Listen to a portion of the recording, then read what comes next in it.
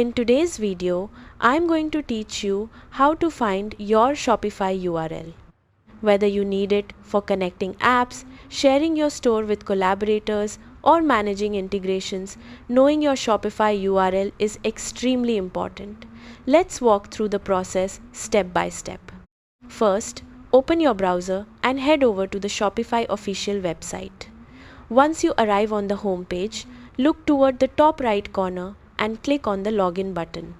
Next, enter the email address connected to your Shopify account. Make sure you use the correct email associated with the specific store you want to access. After that, type in your password carefully and click Login to continue. Once you successfully log in, you'll land inside your Shopify admin dashboard. This is the control center of your online store where you manage products, orders, themes, and settings.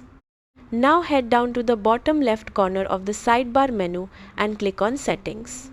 Inside the Settings section, look for Domains and select it.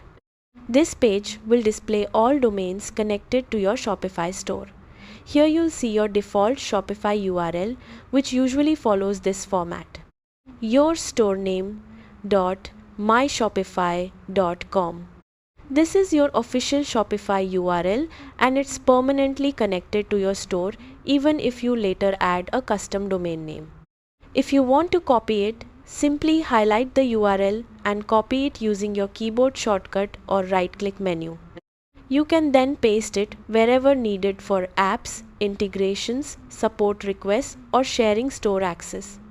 It's also important to know that your custom domain and Shopify URL are different.